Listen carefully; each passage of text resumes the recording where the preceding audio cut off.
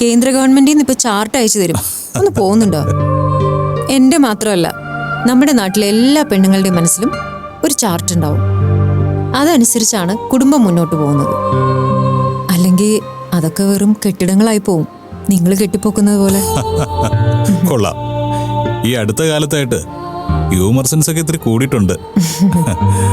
പറ, ഈ ഒരു ചോദ്യം യൂഷ്വലാണ്. എന്നാലും മക്കളും മൈഥിലിയും ഹാപ്പിയാണോ?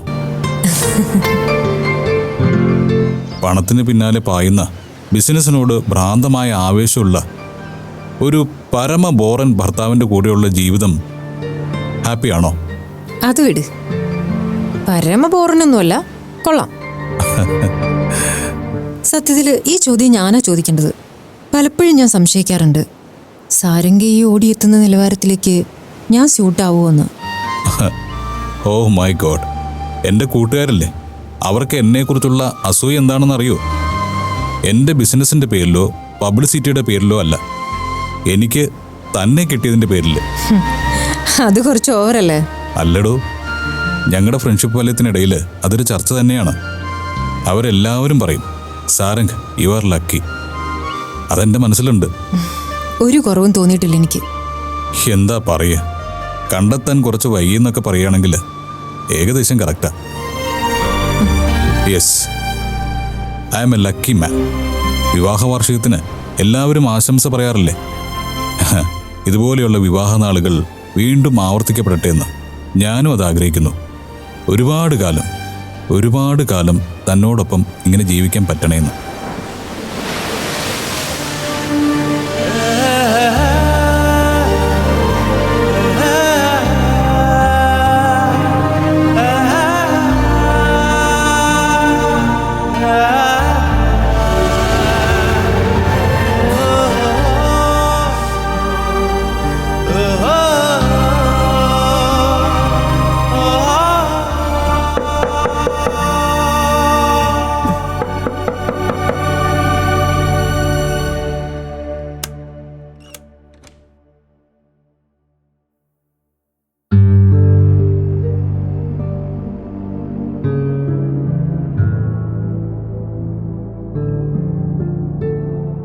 അച്ഛനും അമ്മയും മോളോടൊരു കാര്യം ചോദിക്കാനാ വന്നത്.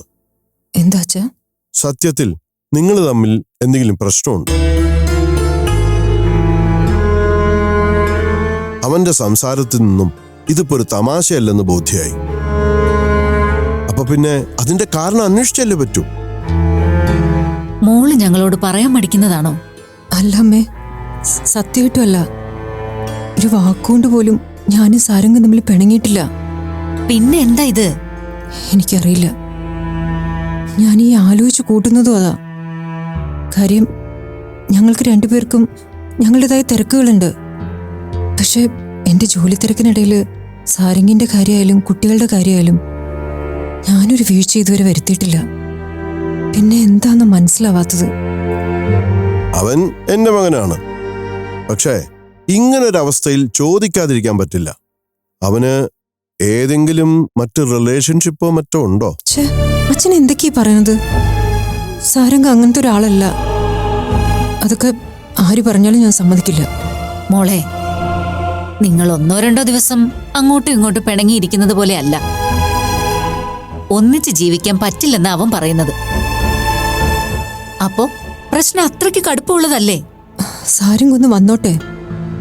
കാരണം എന്താന്ന് സാരംഗ് തന്നെ പറയട്ടെ. എന്തായാലും ഇത് വല്ലാത്തൊരവസ്ഥയായിപ്പോയി. ഒരു കാരണം ഉണ്ടെങ്കിൽ അതിന്റെ ന്യായം അന്വേഷിക്കായിരുന്നു.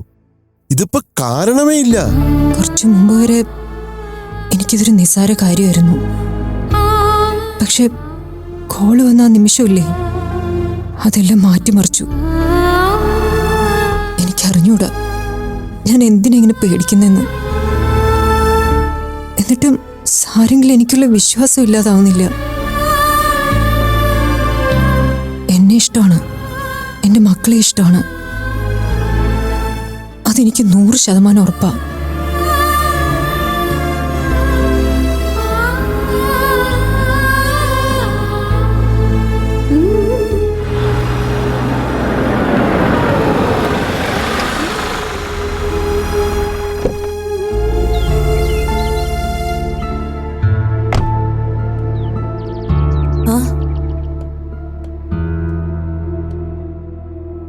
എപ്പോഴാ വന്നേ?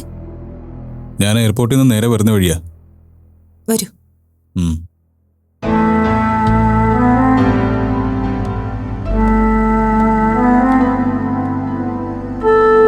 പെട്ടെന്നൊരു വീട് മാറ്റത്തിന്റെ കാരണം എന്താ?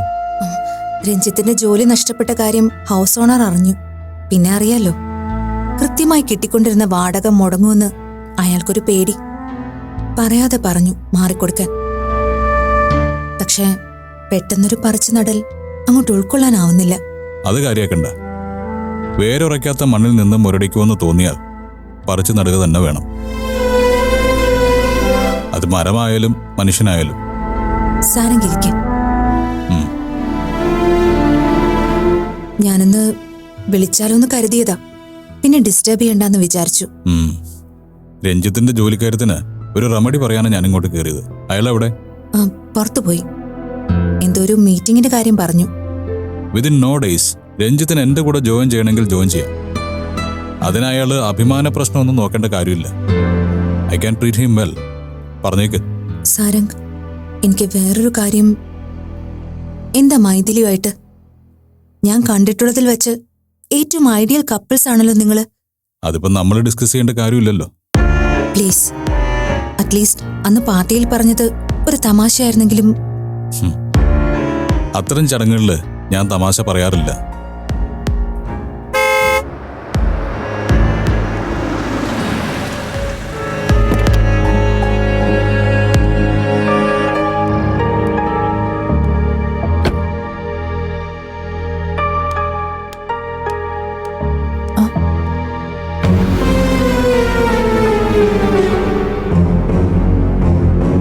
ഞാൻ പ്രതീക്ഷിച്ചില്ല. രഞ്ജിത്തിന്റെ ജോലി പോയതറിഞ്ഞിട്ട് അത് ചോദിക്കാൻ. ഓക്കെ, ഞാൻ കുറച്ചേരം നിന്റെ കൂടെ ഇരിക്കാന്ന് വിചാരിച്ചു വന്നതാ. സാരമില്ല. ആ, എന്നാ പിന്നെ ഞാൻ ഇറങ്ങാ. താൻ കാറിലാണോ വന്നത്? അതെ. എന്നാ പിന്നെ ഞാൻ ടാക്സി വിട്ടേക്കാം.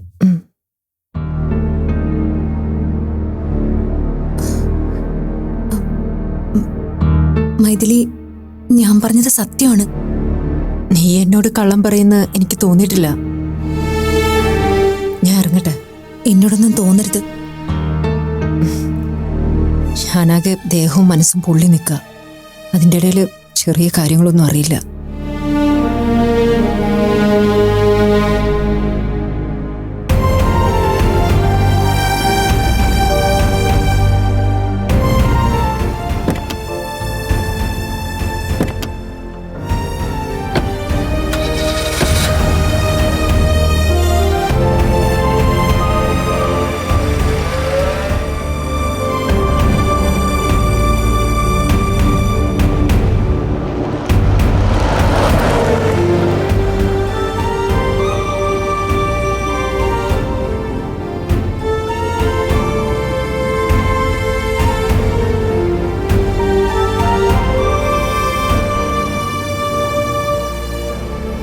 കുട്ടിച്ചനല്ലേ നിൽക്കുന്നത്?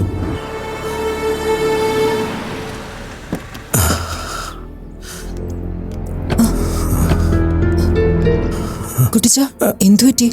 കുറച്ചധികം ദൂരം നടന്നു. വെയിലല്ലേ, പെട്ടെന്നൊരു തളർച്ച തോന്നി.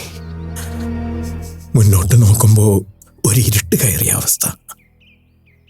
കുട്ടിച്ചനോട് ഞാൻ എപ്പോഴും പറഞ്ഞിട്ടില്ലേ ഇങ്ങനെ അധിക ദൂരം നടക്കണ്ടെന്ന്? ഒരു വണ്ടിയും ഡ്രൈവറെയും ഞാൻ അവിടെ വെച്ച് തരാമെന്ന് പറഞ്ഞില്ലേ?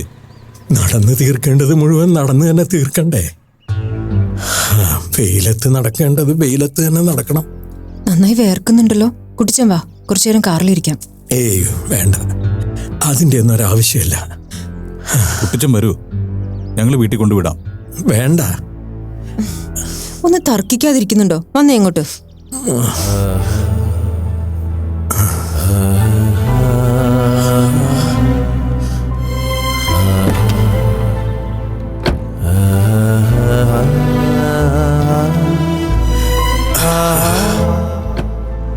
ഇങ്ങോട്ട് വരുമ്പോ ഒരു കയറ്റമുണ്ട്. അത് കയറിയപ്പോഴാ തുടങ്ങിയത്. ഒന്ന് ശ്രദ്ധിച്ചുകൂടെ കുട്ടിച്ചന്? നടക്കുമ്പോ എല്ലാം സമനിരപ്പായിട്ടാ തോന്നുന്നത്. കയറ്റത്തിലേക്കാ കൂട്ടിക്കൊണ്ടു പോണെന്ന് അറിയില്ലല്ലോ. ഉച്ചിയിലെത്തുമ്പോഴാ കിതപ്പ്. കുട്ടിച്ചന് വേറെന്തെങ്കിലും അസ്വസ്ഥത തോന്നുന്നുണ്ടോ? ശ്വാസം മുട്ടലോ അങ്ങനെ എന്തെങ്കിലും? നീ ഇപ്പൊ എന്നെ ഒരു രോഗിയാക്കിയിട്ടേ അടങ്ങും. കുട്ടിച്ചൻ്റെ യാത്രകളൊക്കെ ഇങ്ങനെ തന്നെയാ മോളെ. ഇടയ്ക്ക് ഒരു ഓട്ടം, ഇടയ്ക്ക് നിശ്ചലം. പക്ഷേ ഓടും, കുറച്ചുകൂടിയൊക്കെ അങ്ങ് പോകും ഡോക്ടറെ. കുട്ടിച്ചനെ സമ്മതിക്കണം. മനസ്സിന്റെ ഈ ബലം കൂടി ഇല്ലാതിരുന്നെങ്കിൽ. പുറത്തുനിന്ന് നോക്കുന്നവന് കുട്ടിച്ചൻ ജീവിച്ചു തീർന്നവനാ, ചെയ്യാനുള്ളതൊക്കെ ചെയ്തു തീർത്തവനാ. പക്ഷെ സത്യം അതല്ല. കുട്ടിച്ചനെ ചെയ്യാൻ കാര്യങ്ങൾ ഒരുപാട് ബാക്കിയുണ്ട്. സാരംഗ്, പോവാം. ഉം.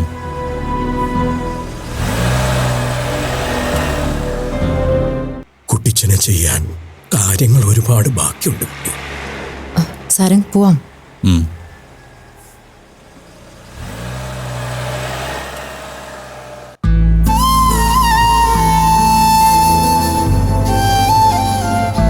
എടോ, ഹോസ്പിറ്റലിലേക്ക് പോണോ?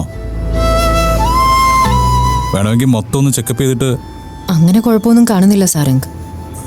നമുക്കൊന്ന് വീട്ടിലാക്കാം. വേണമെങ്കിൽ വൈകുന്നേരം ഞാനൊന്ന് പോയി നോക്കിക്കോളാം. ഉം.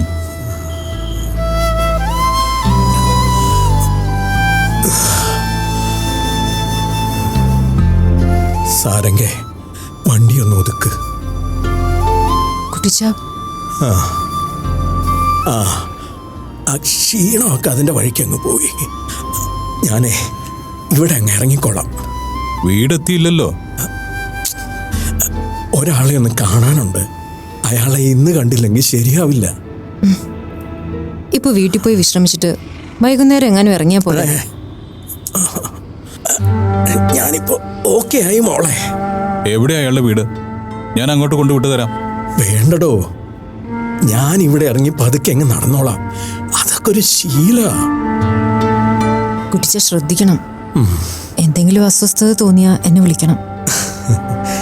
വേറെ ആരെയാ വിളിക്കാനുള്ളത്? ദൈവത്തിനെ വിളിക്കാം. അത് കഴിഞ്ഞ് നിന്നെ. ഞാനും ലക്ഷ്മിയും എത്രയോ കാലമായിട്ട് അതല്ലേ ചെയ്തുകൊണ്ടിരിക്കുന്നത്. സാരംഗ് എപ്പോഴാ എത്തിയത്? ആ, ഞാൻ എയർപോർട്ടിൽ നിന്ന് പറഞ്ഞ വഴിയാ. ഇന്നലെ മൈഥിലിക്കൊരു വല്ലായിക ഉണ്ടായിരുന്നു. ഉണ്ടായിരുന്നു. ഞാനും ലക്ഷ്മിയും അത് നന്നായി തന്നെ ശ്രദ്ധിച്ചു. നീ നിഷേധിച്ചാലും അത് ഞങ്ങൾക്ക് മനസ്സിലാവും മോളെ. അത് ഞാൻ ഈ 3-4 ദിവസം മാറി നിൽക്കുമ്പോ ഉണ്ടാവാറുള്ളതാ കുട്ടിച്ച. അയാൾ പെട്ടെന്നങ്ങ് വാടിപ്പോവും. ഡോ, ഒരു കാര്യം ചെയ്യാം. അവിടുന്ന് അങ്ങോട്ട് തിരികെ. അവിടെ അവിടെ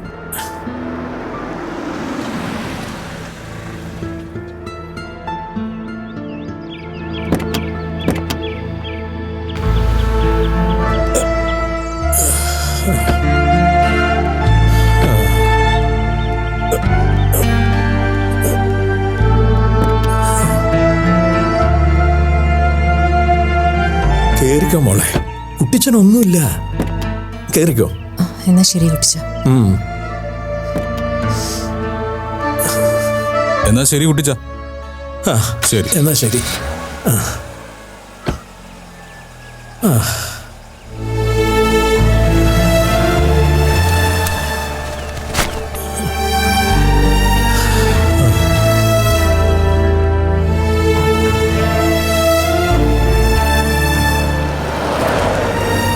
ഒരു വണ്ടി വാങ്ങിച്ചിടാം, ഡ്രൈവറെ വെക്കാന്നൊക്കെ പറഞ്ഞിട്ട് കുട്ടിച്ചനത് സമ്മതിക്കാത്തത് അഭിമാനത്തിന്റെ പേരില്ല.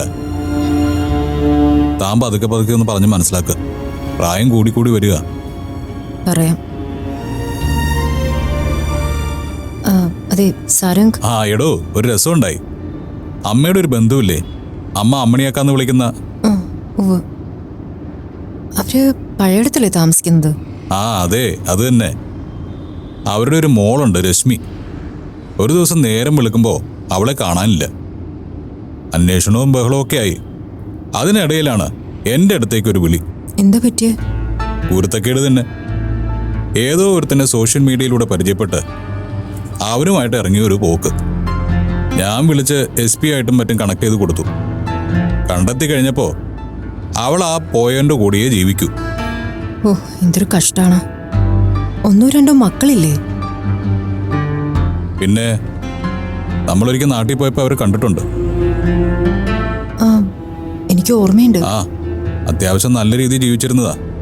സ്വന്തം താല്പര്യത്തിന് വേണ്ടി കുടുംബം ഇല്ലാതാക്കാന്നൊക്കെ പറഞ്ഞാല് പിന്നെ പറഞ്ഞില്ലേ, ഇത്തവണത്തെ യാത്ര ഒരു വൻ വിജയമായിരുന്നു. ഞാൻ മുമ്പേ നിന്നോട് പറഞ്ഞിരുന്നില്ലേ ഒരു JK ഗ്രൂപ്പ് ഓഫ് കമ്പനീസിനെ കുറിച്ച്. സിംഗപ്പൂർ മൊത്തം വിഴുങ്ങിയിരിക്കുന്ന ടീമാ. അവരുമായിട്ടൊരു കൊളാബറേഷൻ ഞാൻ കുറച്ച് കാലമായിട്ട് ട്രൈ ചെയ്തിരുന്നു. ഇത്തവണ അത് ഒത്തു. അവർ വലിയൊരു ഇൻവെസ്റ്റ്മെന്റിന് തയ്യാറാ. ചിലപ്പോ ഈ മാസം ലാസ്റ്റ് ഒരു 3-4 ദിവസത്തെ യാത്ര കൂടി ഉണ്ടാവും. അതോടുകൂടി എല്ലാം കൺഫേം ആവും.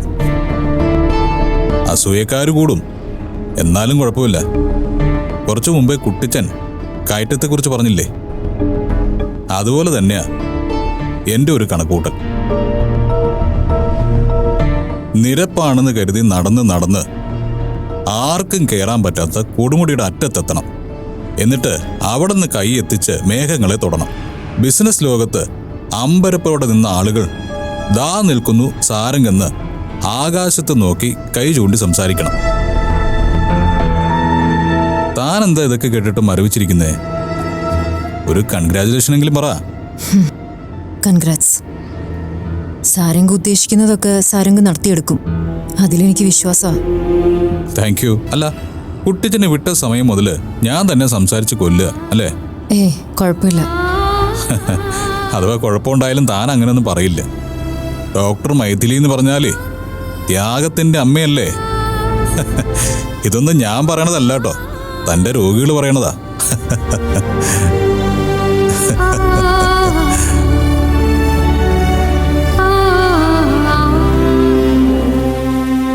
അവനിന്ന് വരുമെന്ന് പറഞ്ഞിട്ട് ഈ നേരം വരെ കാണുന്നില്ലല്ലോ.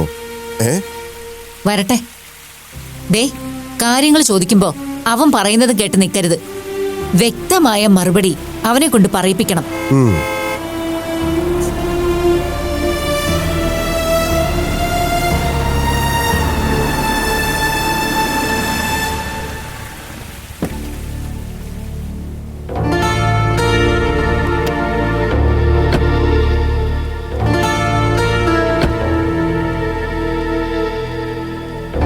എന്താച്ചാ എന്നിങ്ങനെ നോക്കുന്നത്?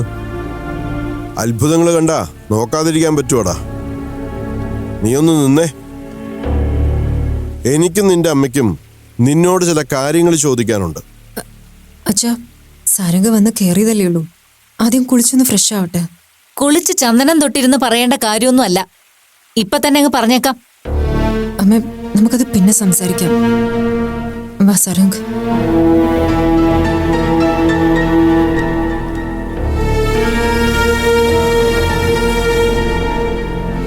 ഇവൾക്കിതെന്തു പറ്റി? അച്ഛനും അമ്മയും ഇന്നലത്തെ ഷോക്കിലാണ്, അതുകൊണ്ടാ സംസാരിക്കാൻ തുടങ്ങിയത്.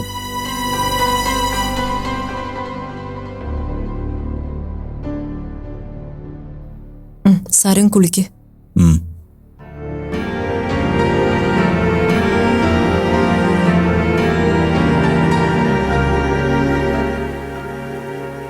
മോൾ ഇതെന്ത് പണിയാ കാണിച്ചത്?